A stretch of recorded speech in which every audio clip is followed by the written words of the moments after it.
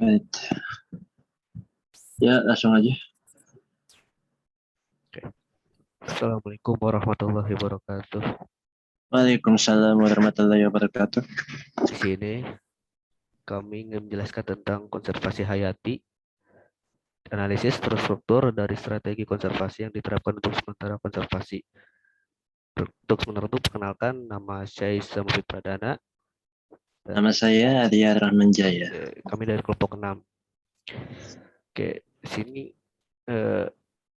ada summary-nya. 1. Metode. Metode kerangka kerja untuk analisis terstruktur dari setiap single strategi konservasi atau kelompok strategi adalah melakukan analisis utama yang terdiri dari klasifikasi dan perbandingan strategi untuk properti yang dapat dievaluasi berdasarkan tinjauan dan logika deduksi, yaitu merangkum entitas operasional yang relevan, menggambarkan aliran peristiwa dan jalur pengaruh di strategi menggunakan diagram alur. Selanjutnya 1.1. Entitas hubungan diagram dan diagram alur. Entitas dalam diagram R dapat dibagi menjadi 3 jenis, yaitu independen, karakteristik, dan asosiatif. Entitas independen seperti spesies dapat eksis dengan sendirinya sebagai entitas tunggal. Sementara untuk diagram, alur hubungan entitas menggambarkan menjadi twin entitas dinamika sistem algoritma komputasi, seperti sebagai menggunakan dalam alur untuk menggambarkan dua strategis seperti supertipe dan subtipe. Kasus area merupakan entitas supertipe yang memiliki beberapa subtipe, termasuk kawasan lindung dan kawasan konservasi sementara tersebut.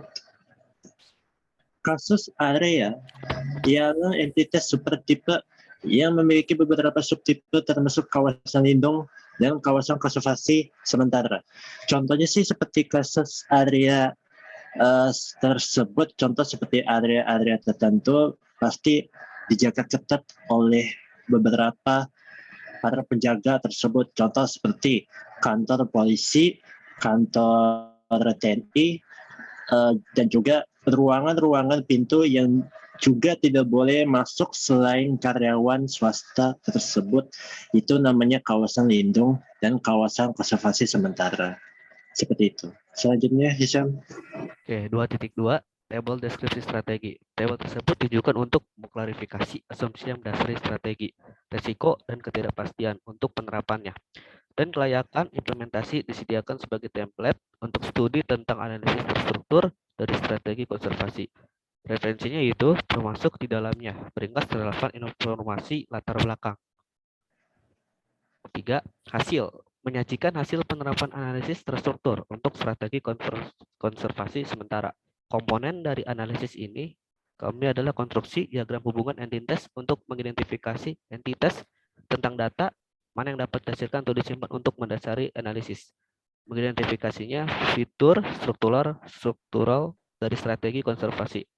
Memperjelas bahwa strategi ini harus diperlakukan sebagai dua sub-strategi terpisah. Tindakan konservasi diterapkan secara regional untuk memastikan bahwa konservasi yang akan direlokasi secara berkala karena tidak cocok dalam konservasi sementara. Karena strategi ini bergantung pada kesinambungan upaya dan sumber daya untuk mempertahankan program konservasi. Silakan Arya. Yang terakhir yaitu 4 diskusi. Metode dalam analisis terstruktur konservasi strategi untuk meningkatkan penggunaan yang benar. Karena banyak bentuk konservasi cadangan dinamis dapat sebagai kasus khusus sementara konservasi. Pendekatan ini memiliki kawasan penting yang relevan dengan kebijakan tentang strategi konservasi sementara yang mungkin tidak terlalu jelas.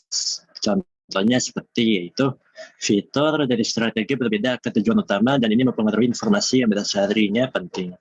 Dalam analisis bahwa ada dua kemungkinan tujuan dan kasus ini sebagai karakteristik penyebaran dan konektivitas yang sangat bervariasi sehingga akan sulit untuk mengusulkan solusi yang ideal. Jadi yang dimaksud, maaf sebentar, Isyam, boleh dimundur sebentar. Jadi yang dimaksud diskusi ini Sementara yang mungkin tidak terjelas, ya tidak terjelas itu maksudnya ialah dalam diskusi apa yang kita diskusikan tersebut. Contoh, misalkan kalau kita diskusi apa tentang kelompok apa, yaitu tentang cari informasi tentang diskusi tentang informasi and resource gitu. Cuman dalam beberapa ujung kemudian hasilnya itu akan sama atau tidak. Jadi kalau dalam diskusi itu harus perhatikan dalam informasi tersebut, khawatirnya hoax ya. Jadi seperti itu dalam untuk diskusi tersebut. Jadi itu saja yang saya tahu kemudian. Silakan lanjutkan, Syam. Oke. Mungkin tambahan dari Arya mungkin untuk strateginya menganalisisnya mungkin lebih informasi agar lebih detail. Oke, sekian dari kelompok 6. Kurang lebih mohon maaf. Wassalamualaikum warahmatullahi wabarakatuh. Waalaikumsalam warahmatullahi wabarakatuh.